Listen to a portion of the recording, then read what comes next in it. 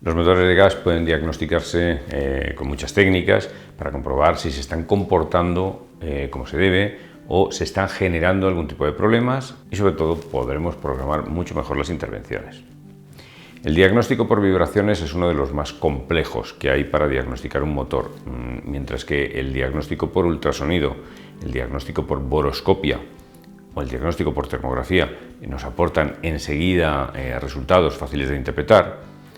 El análisis por vibraciones quizá es el más complejo porque el motor ya de por sí, ya en estado normal, vibra mucho.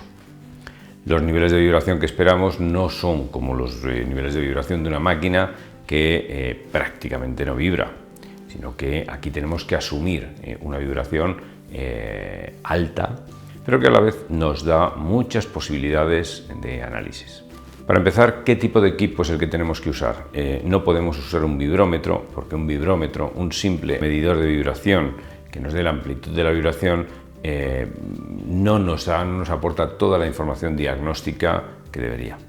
Así que vamos a utilizar el análisis del espectro de la vibración como elemento diagnóstico. El tipo de sensor que vamos a utilizar va a ser un sensor, a ser posible, un sensor triaxial, un acelerómetro triaxial, porque esto facilitará mucho las medidas, teniendo en cuenta que son muchas las medidas que tenemos que hacer en un motor. En segundo lugar, vamos a utilizar como referencia una norma, la norma ISO 10816, que aunque en estos momentos está en revisión, nos puede valer muy bien para conocer algunos aspectos y normalizar algunos aspectos. Tercera cosa que vamos a tener que tener en cuenta son los puntos de medición. ¿Dónde tenemos que medir? Vamos a medir en un total de 20 puntos en el motor. Todo eso con las recomendaciones de la norma ISO 10816-6, que nos dice que en cada uno de los laterales tenemos que hacer 9 medidas. 3 de ellas en cada lateral en una zona baja, más o menos a la altura de las tapas de bielas.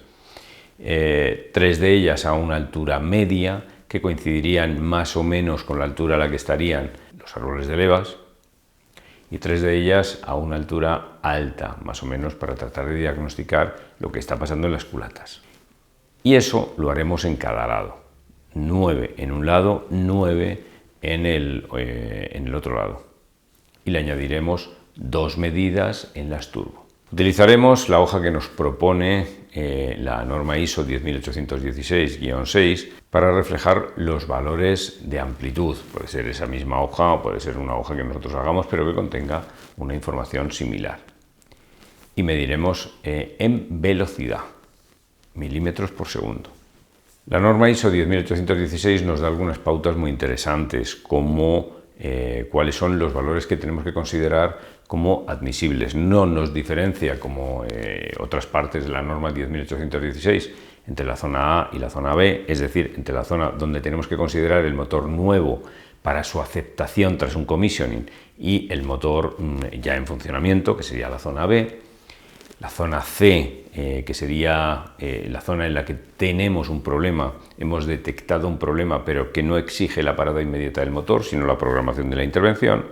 Y la zona D, en la que funcionar con el motor no es interesante porque se puede provocar un daño inminente. Por tanto, en zona D se aconseja la parada del motor. Pues como digo, no tenemos división entre la zona A y B, simplemente nos da un límite entre B y C y entre C y D.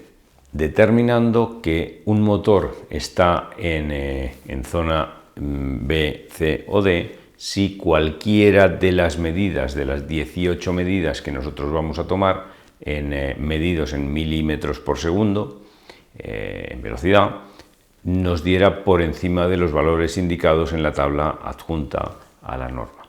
Pero puede ocurrir, si seguimos estrictamente lo que dice esa norma, que un motor que esté bien nos dé algunos límites de vibración un poco más altos que lo que dice la norma, y al contrario, un motor que esté mal esté dando vibraciones por debajo de lo que dice la norma.